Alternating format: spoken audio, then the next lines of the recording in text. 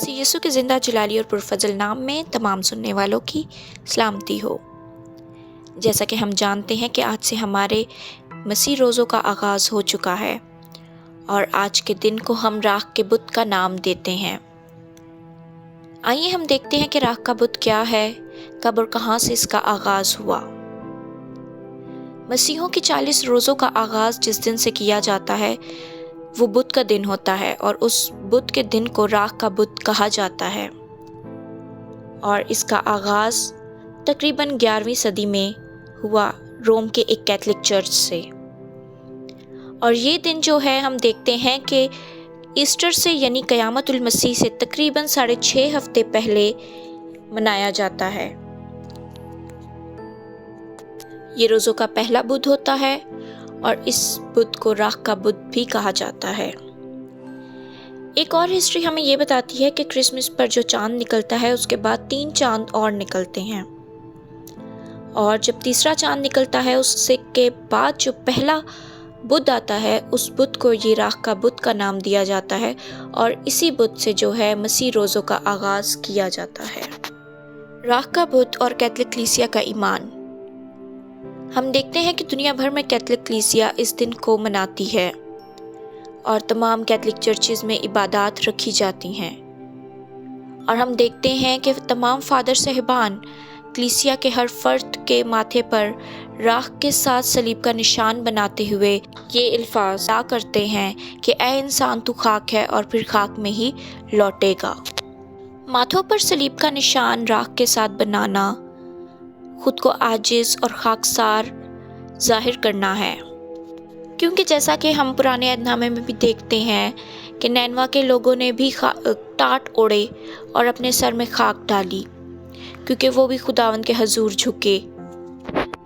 और कैथोलिक कलीसिया के अलावा प्रोटेस्टेंट ऐसी कलीसिया है जो राख का इस्तेमाल करती है।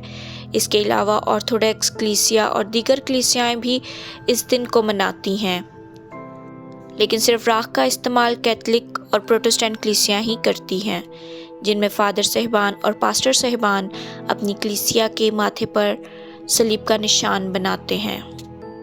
और ये है राख जो इस दिन इस्तेमाल की जाती है। हम देखते हैं कि पिछले गुज़रे साल में जो खजूरों का इतवार मनाया जाता है उस पे जो डालियाँ इस्तेमाल की जाती हैं, इन डालियों को जलाकर ये राख बनाई जाती है और इसको मखसूस किया जाता है और इसको महफूज कर लिया जाता है।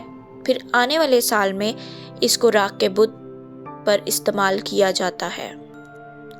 अब हम देखते हैं कि इस दौर में फादर साहिबान सिर्फ माथों पर हमारे सलीब का निशान बनाते हैं, लेकिन हम गुज़रे ज़माने में देखें तो तब लोग ना सिर्फ माथों पर बल्कि अपने घरों पर और दीवारों पर, गली मोहल्लों में भी इस राख से सलीब के निशान बनाया करते थे।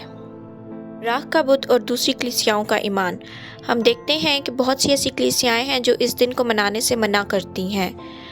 गो के कुछ ऐसी कलीसियाएँ भी हैं जो इस दिन चर्च में इबादत ज़रूर रखती हैं लेकिन उसको राख के बुत का नाम नहीं देते, और बहुत सी ऐसी कलीसियाएँ हैं जो इस दिन को बिल्कुल मनाने से मना करते हैं क्योंकि बाइबल में हमें ये दिन कहीं भी नहीं मिलता। राख का बुत और बाइबल मुकद्दस। जैसा कि मैं शुरू में भी बता चुकी कि इसका आगाज़ जो था 11वीं सदी में रोम के एक चर्च से हुआ। इसी तरह हम देखते हैं कि बाइबल मुकद्दस में हमें कहीं भी राख के बुत का जिक्र नहीं मिलता और ना ही कोई ऐसा दिन मनाया जाता है। ये दिन कलीसिया का खुद का बनाया हुआ है और आज तक जो है कैथोलिक कलीसिया इस रस्म को दोहराती आ रही हैं। वीडियो को आप तक पहुंचाने का मकसद सिर्फ चंद मालूमात आप सबके साथ शेयर करना था, ना कि किसी कलीसिया की तलकीन करना। और आखिर में आप सबको ये पैगाम दूंगी कि हमारी निजात सिर्फ़ और सिर्फ खुदावंद यीशु मसीह को अपना शख्सी निजात दहिंदा कबूल करने से ही है।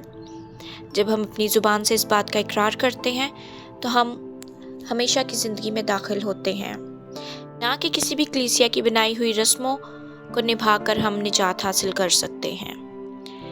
मसीह खुदावंद आप सबके साथ हो और आप सबको बरकत दे। मसीह यीशु के नाम में आमीन।